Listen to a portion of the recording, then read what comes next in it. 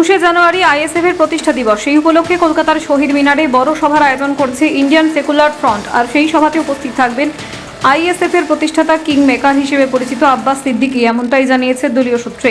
উল্লেখ্য, 21শে জানুয়ারি 2023 সালে কলকাতা থেকে গ্রেপ্তার হন আইএসএফ বিধায়ক নওশাদ সিদ্দিকী। একটানা 42 দিন জেল খাটার পর জামিন পান তিনি। তারপর কেটে গিয়েছে 2 বছর। সেই সময় নানান রাজনৈতিক চাপ ও প্রতিকূলতার মধ্যেও আইএসএফকে দমানো যায়নি বলে দাবি দলের নেতৃত্বের। 2021 সালে দল গঠনের পর এই প্রথম বড় কোনো রাজনৈতিক কর্মসূচিতে সরাসরি উপস্থিত থাকতে চলেছেন আব্বাস সিদ্দিকী। দীর্ঘ সময় আইএসএফ এর কোনো রাজনৈতিক মঞ্চে দেখা যায়নি তাকে। তবে 2026 সালে বিধানসভা নির্বাচন যত এগিয়ে আসছে ততই নতুন করে সক্রিয় হচ্ছেন তিনি, এমনটাই রাজনৈতিক মহলের অভিমত।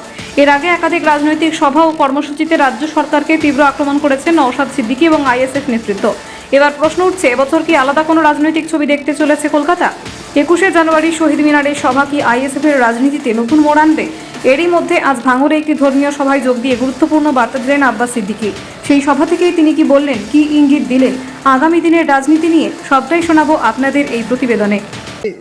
অধিকার মহাসমাবেশ ডেকেছে, সেখানে কি আপনাকে দেখা যাবে? ভাই ডেকেছে, সবাই যাবে, আমিও যাবো, কেন যাবো? হয়তো ফেলে দিয়েছিল, এমনও হতে পারে, কিন্তু আল্লাহ তাকে ফিরিয়েছে। আমি পিয়ারুলকে বলবো, তোমাকে আল্লাহ একটা জান গিফট দিয়েছে। তুমি ধরো শরীফের বাক্স ভাঙার চেষ্টা শাসক দলের নেতাদের, এখনো পর্যন্ত কোনো মুরব্বীরা বা কোনো মাওলানা সাহেবরা এখনো প্রতিবাদ করলো না, কি বলবেন?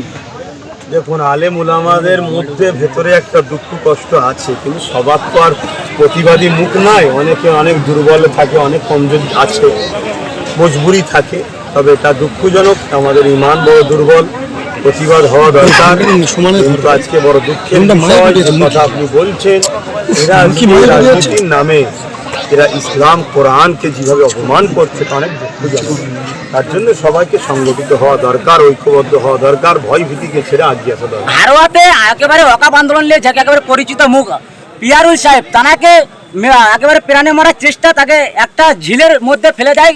কিছুক্ষণ পরে তিনি কিন্তু অজ্ঞান ছাড়ার পরে তিনি মিডিয়ায় এসে বক্তব্য রাখে। কি বলবেন এইভাবে যারা একেবারে ইসলামটাকে বাঁচানোর চেষ্টা বা ওয়াকাফ আন্দোলন নিয়ে যারা একেবারে প্রতিবাদ করছে, তাদেরকে একেবারে জানে মারার চেষ্টা, কি বলবেন?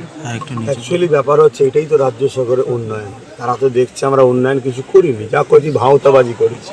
আমাদের নেতাদের পেট ভর্তি করেছি, নেতাদের গাড়ি বাড়ি করেছি, সাধারণ পাবলিককে তো কিছু দিইনি। এবং আজকে কেন্দ্র সরকারের আইনকে আমি সাপোর্ট করলে এতে মুসলিম সমাজ আরও চোখ খুলে গেছে। তাই কী করবো, কিডন্যাপ কর, ভয় দেখা, হয়তো তাকে মরে গেছে বলে হয়তো ফেলে দিয়েছিল, এমনও হতে পারে, কিন্তু আল্লাহ তাকে ফিরিয়েছে। আমি পিয়ারুলকে বলবো, তোমাকে আল্লাহ একটা জান গিফট দিয়েছে। তুমি ধরো মরেই গেছিলে, জান গিফট দিয়েছে, অথবা মরণের ভয় না করে আরও লড়াই করো। আর এইটা দেখে সবাইকে শিক্ষা নেওয়া দরকার। সবাই আসো, সংগঠিত হয়। ঐক্য এমন একটা জিনিস, আর মানুষ যখন রোষ হয়, একতা হয়, আচ্ছা আচ্ছা জালিমের সাম্রাজ্য তখন খতম হয়। যে ঘটনা ঘটতো সে ঘটনা এখন ভাঙড়ের জমিনে ঘটছে, কি বলবেন? যত ভোট কাছে আসছে, ভাঙড়ের একাধিক মানুষের বাড়িতে হামলা ভাঙচুর করছে, কি বলবেন? শাসক এখন টার্গেট, বাংলায় যদি হেরে যায় তাও ভালো, ভাঙড়কে উদ্ধার করতে হবে। কেন ভাঙড়ে এমন একটা ছেলে জিতে আছে যে মানুষের জন্য, দেশের জন্য আওয়াজ তুলেছে। কথা বুঝে আসছে, অথচ তাকে যেমন করে হারাতে হবে। তাতে যদি আমি পুরো রাজ্যেতে হেরে যাই তাও অসুবিধে নেই। নাই 77টা বিজেপি পেয়েছিল, আজকে সেটা 70-72 যাই থাকুক, বাকিগুলো সব বিজেপি টিএমসির দিকেই গেছে।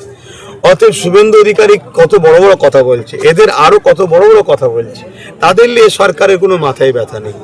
এখানে শুধু টার্গেট ভাঙড়কে নিয়ে। কেন ভাঙড় নওশাদ যেভাবে মানুষকে জানিয়েছে একটা এমএলএ থেকে মানুষ কি পেতে পারে, একটা এমএলএর কাছে মানুষের চাওয়া পাওয়া কি আছে, একটা এমএলএ বা একটা শাসক রাজ্যের বিভিন্ন পদের কি ক্ষমতা আছে, কোন দপ্তরে কত টাকা আছে, গরিব কিভাবে পাবে, এগুলো নওশাদ যেভাবে মানুষের চোখ খুলে দিয়েছে। এদের চুরি করতে অসুবিধা হচ্ছে, তাই এরা মরিয়া হয়ে গেছে ভাঙড়কে হারাতে হবে। তাই সন্ত্রাসী করছে, মারছে, ভয় দেখাচ্ছে, ঘাবড়াচ্ছে।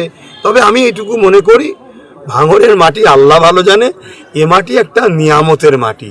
যেমন আমার কাছে ফুরফুরা দাদা হুজুরের মাটি একটা নিয়ামত, ভাঙড় সত্যি একটা মাটি নিয়ামত।